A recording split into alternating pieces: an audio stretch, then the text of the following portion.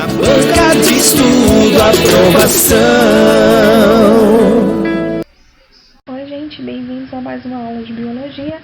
Na aula de hoje a gente vai dar continuidade ao estudo da histologia, começando a falar agora do tecido conjuntivo.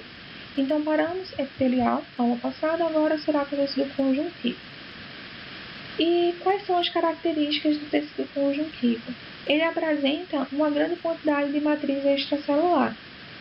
Essa matriz extracelular, ela é bem típica do tecido conjuntivo, porque ela vai dar ao tecido conjuntivo uma maior adaptação, digamos assim.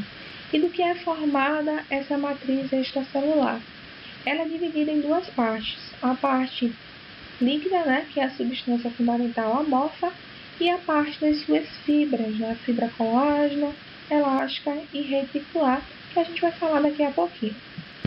Essa substância líquida, essa parte líquida do tecido conjuntivo, da matriz extracelular, ela é formada pelo quê? Ela é formada por água, por íons, glicoproteínas, enfim. Ela é formada por componentes que vão dar essa maior estrutura e também vai facilitar, vai dar ao tecido conjuntivo características nutritivas também. Outra característica. Ela é formada por células bastante afastadas umas das outras. Vamos lembrar então da aula passada. Na aula passada eu falei que tecido epitelial são células bem unidas, são células bem ligadas umas às outras. Já o tecido conjuntivo são células bem afastadas, Justamente esse afastamento das células permite que entre elas eu tenha ali a substância, a matriz extracelular. Formação, então, do tecido conjuntivo, matriz extracelular, que eu já falei, as fibras, que eu também comentei, fibra elástica, colágeno e reticular, a gente vai se aprofundar um pouco daqui a pouquinho, e as células que a gente tem também, por exemplo, temos os fibroblastos, macrófagos, mastócitos, temos os condroblastos, osteócitos, enfim, tem várias células aí do tecido conjuntivo e a gente também vai ver as diferenças, quais são essas células e quais são as funções de cada uma delas. Função do tecido conjuntivo de forma geral. Temos o quê? Temos o preenchimento de espaços vazios, nutrição e sustentação. Porém, não é só isso, Porque, como eu falei, o tecido conjuntivo tem aí uma grande variabilidade de células. Então, dependendo de que célula seja, vai ter uma função específica em determinado local, Outros exemplos aí de funções celulares que não estão citados aí nesse slide, podemos citar o quê? Transporte de substâncias, de nutrientes, podemos citar a absorção de energia, armazenamento também, podemos citar o que mais? Podemos citar também a atuação dele no processo de cicatrização, certo? São várias funções. A gente vai ver os tipos de tecido conjuntivo e vai se especializando, vai falando sobre essas funções em cada um deles. Em relação à origem do tecido conjuntivo é a partir da mesoderme, ou mesoderma.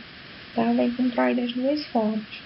A mesoderme, não sei se vocês lembram, mas a gente comentou sobre isso na aula passada. É um folheto embrionário, Naquela parte embrionária, teremos 3 folhetos embrionários, onde a mesoderme é o folheto lá do meio, que será responsável por originar, então, o tecido conjuntivo. Vamos começar a falar agora sobre os tipos de célula, dizendo basicamente as funções, quais são cada uma delas e as funções de cada uma delas. Vamos começar então agora pelos fibroblastos. Os fibroblastos, por sua vez, eles vão atuar onde? Eles vão atuar na produção das fibras que a gente falou agora há pouco, fibra colágeno, elástica e reticular. Além disso, da produção de fibra, esses fibroblastos eles vão atuar no processo de cicatrização de forma ativa, Ele vai ajudar na cicatrização. Já os macrófagos, por sua vez, eles vão atuar na fagocitose.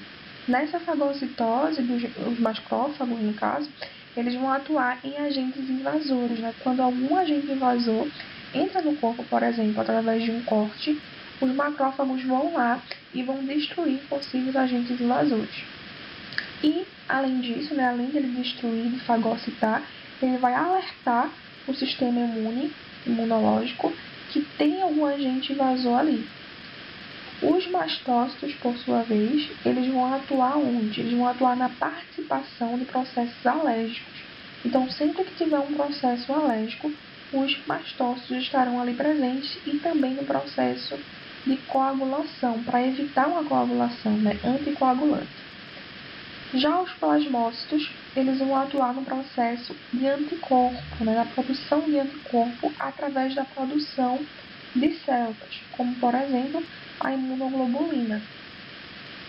Os adipócitos, por sua vez, eles vão atuar armazenando energia, né? É até o mais fácil, eu acho, de vocês lembrarem.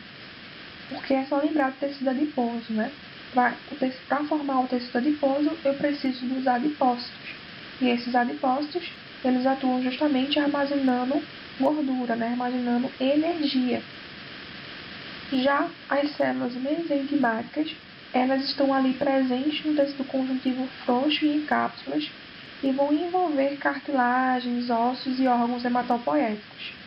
Os condroblastos, por sua vez, eles vão produzir fibras e substâncias amorfas, né? Aquelas fibras que a gente já viu, e a substância amorfa também.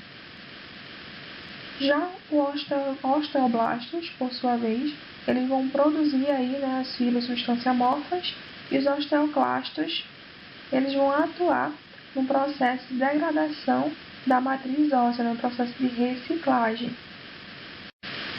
Tipos de fibra. Temos então aí as fibras colágenas, elásticas e reticulares.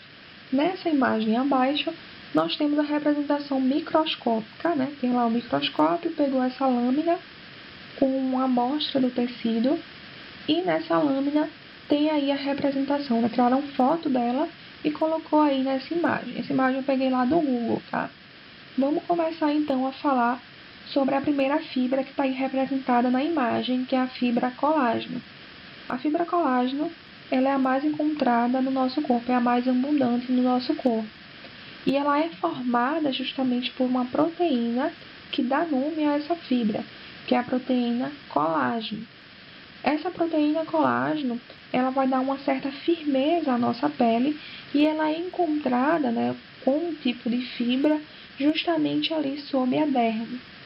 Já a fibra do tipo elástica, por sua vez, ela é formada por um tipo de proteína chamada elastina e também ali por glicoproteínas. Onde ela vai ser encontrada?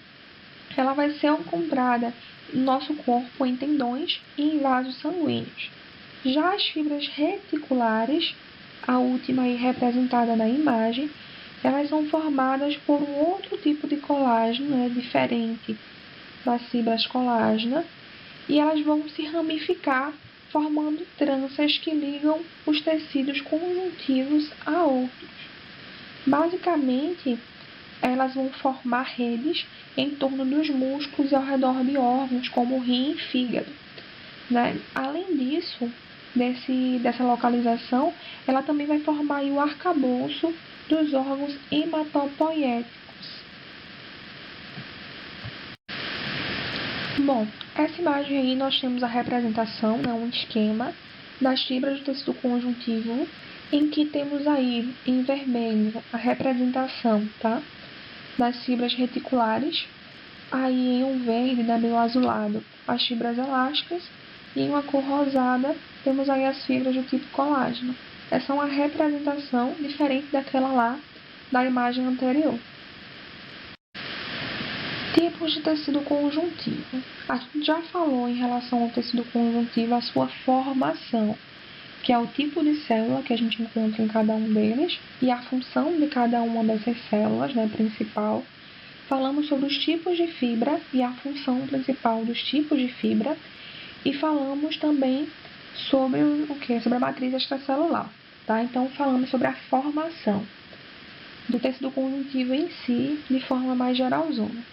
Vamos falar agora o que é que ele forma, qual o tipo de tecido conjuntivo que, através da junção dos tipos de célula, tipos de matriz extracelular e tipo de fibra, o que é que ele vai formar. Tá? Então, a combinação dessas substâncias vão formar diferentes tipos de tecido conjuntivo. Então, por isso, temos aí esse esquema mostrando as diferenças de tecido conjuntivo. Vamos aí começar a diferenciar, então. Temos aí o tecido conjuntivo que vai ser dividido em dois tipos, o propriamente dito e o especial. O propriamente dito, ele vai se dividir, se subdividir em dois tipos, que é o tecido conjuntivo propriamente dito frouxo e o tecido conjuntivo propriamente dito denso. Beleza? Esse denso, por sua vez, ele vai se subdividir também em não modelado e modelado.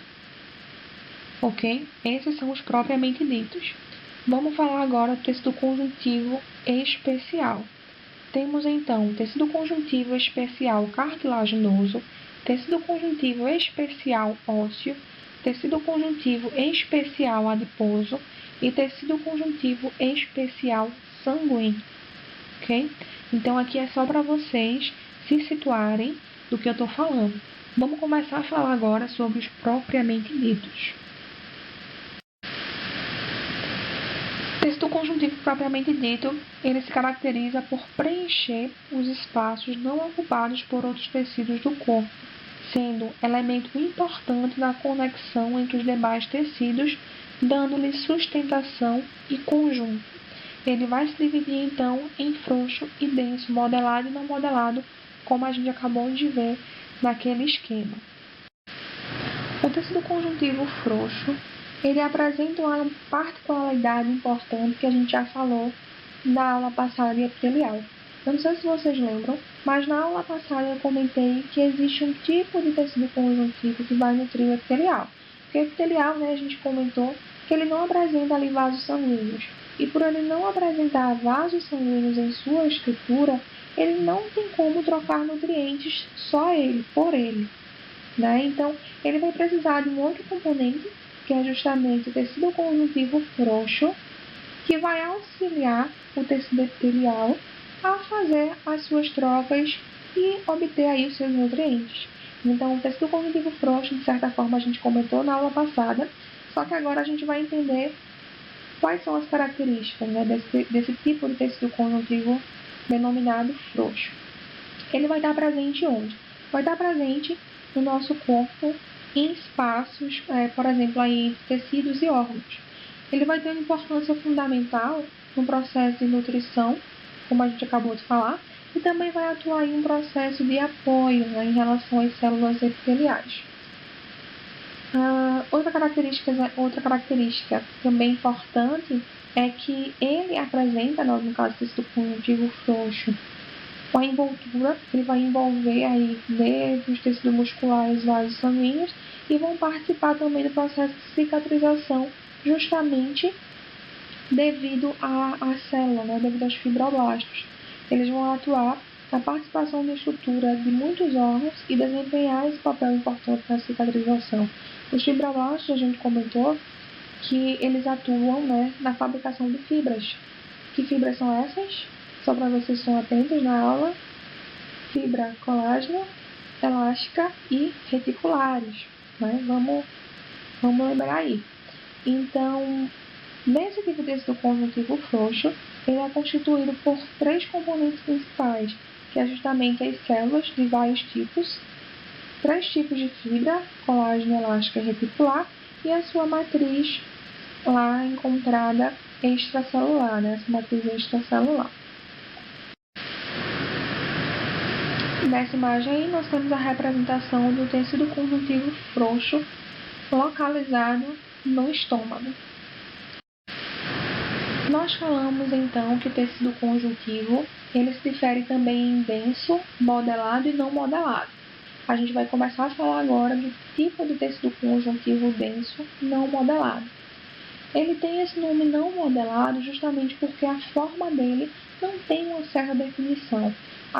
Os seus feixes de fibra colágeno, ele vai estar lá disposto de forma entrelaçada, e essa forma de disposição ela não tem uma organização definida, e por ela não ter essa organização definida, vai trazer a esse tipo de tecido conjuntivo denso não modelado uma certa resistência e também a elasticidade, que a gente viu lá a importância em relação ao tecido colágeno, as fibras colágeno.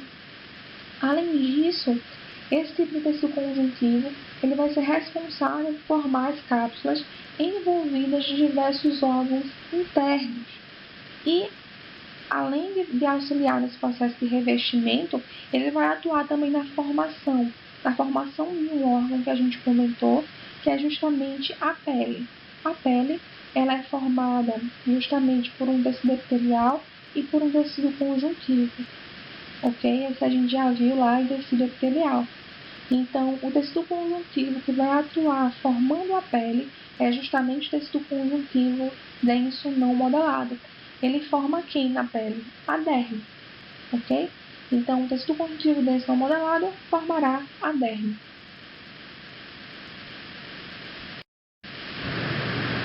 Nessa imagem aqui, nós temos uma representação microscópica, né? Pelo lá o microscópico, a lâmina de tecido conjuntivo denso não modelado, e a gente está utilizando aí, para ampliar e mostrar como ocorre a formação das fibras nesse tipo de tecido conjuntivo. Só a título de curiosidade, tá? Vocês não vão precisar identificar nenhum tipo de lâmina, né? Pelo menos não, se não quiserem atuar em nenhum curso da área de saúde ou da parte aí de biológicas. Mas aqui é só a título de curiosidade a mais, né? Porque eu acho interessante vocês verem também como é. E essa cor aqui, tá? Que aparece na imagem, é justamente um corante que a gente usa lá na amostra do tecido, só para realçar as suas estruturas. Então, nessa representação aí, temos tecido conjuntivo denso não modelado. O tecido conjuntivo denso modelado, por sua vez, ele vai ser formado por fibra colágeno. E essas fibras vão estar organizadas em uma certa orientação fixa. E isso possibilita com que esse tipo de tecido conjuntivo denso modelado ele tenha uma resistência maior comparada aos outros tipos de tecido. E essa resistência vai possibilitar a esse tipo de tecido conjuntivo uma certa organização e possibilitar com que, através dessa organização, ele forme justamente os tendões e os ligamentos. O que é um tendão? Um tendão é aquilo que liga músculo a osso. E quando eu falo de um ligamento, é aquilo que vai ligar osso a osso, beleza? Ligou músculo a osso, tendão. Ligou osso a osso, é ligamento. Eu vou mostrar aqui na imagem a seguir a representação, só para vocês entenderem como é. Aqui, temos aí as fibras dispostas de forma organizada. Nessa imagem aqui, nós temos a representação justamente dos tendões e dos ligamentos, né, que a gente acabou de falar.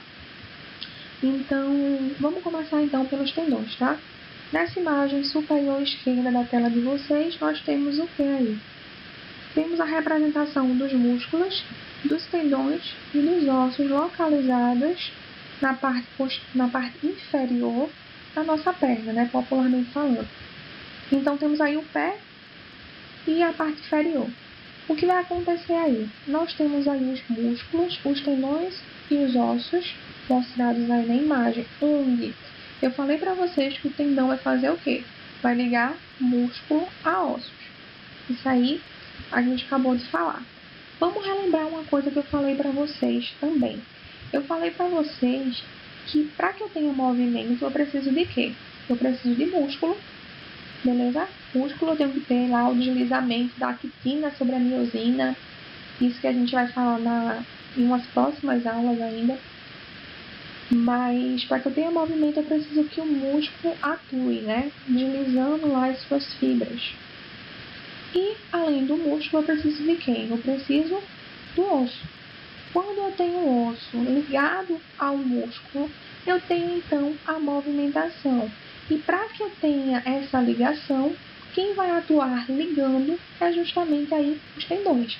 Então, o tendão ele é importantíssimo para o processo de movimento. Se eu não tivesse tendão ligando músculo a osso, eu não teria então a realização de um movimento. Deu para entender? Simbora agora ver ligamento. Na imagem inferior direita da tela de vocês, nós temos o quê? Temos aí a representação do joelho, beleza? onde no joelho nós temos vários ligamentos, como representado aí na imagem. Temos o ligamento cruzado posterior, ligamento colateral medial, ligamento colateral lateral e o ligamento cruzado anterior. Precisam decorar todos os nomes? Não, tá? Eu só estou mostrando essas imagens aqui só para vocês verem na prática, digamos assim, como é que esses ligamentos, esses tendões, eles atuam, né? Para entenderem melhor esse conteúdo, para não ficar algo abstrato. Enfim, temos aí diversos ligamentos no joelho, ok? O que é que o ligamento vai fazer? O ligamento ele vai estabilizar, ele vai trazer uma certa segurança a essa articulação. Sim, curiosidade. O joelho ele apresenta duas articulações. O que é uma articulação? A articulação é um local onde a gente vai encontrar aí a união, no caso, a interação, melhor falando, de dois ossos. Temos no joelho duas articulações, que é a articulação fêmuro-patelar, que é justamente por conta do fêmur, né, o osso, e da patela, que é esse ossinho da frente, e também a articulação fêmuro-tibial, que é a interação do fêmur com a tíbia, ok? Então, duas articulações. E para que esses ossos se comuniquem entre eles, eu preciso então de estabilizadores para facilitar essa união desses ossos e, consecutivamente, possibilita também um certo movimento, mas possibilita principalmente a parte da estabilização. Eu trago uma segurança para o meu osso para que, por exemplo, ao realizar movimentos de abdução ou adução, ou enfim, translação, movimentos, eu tenha o quê? Eu tenha uma segurança, eu tenha um suporte que vai trazer para o meu osso uma segurança, vai trazer para o meu corpo uma segurança. E o principal ligamento do joelho, só para concluir isso aqui, é o ligamento cruzado anterior. É o mais utilizado entre os ligamentos do joelho. Chegamos agora ao fim de mais uma aula.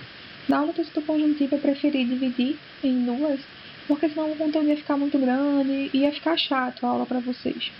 Então, semana que vem vocês terminam de ver tecido conjuntivo. E qualquer coisa, qualquer dúvida, vocês sabem, né? É só procurar, é só entrar em contato que a gente vai estar aqui à disposição para vocês. Boa semana e até a semana que vem. Na banca de estudo, aprovação.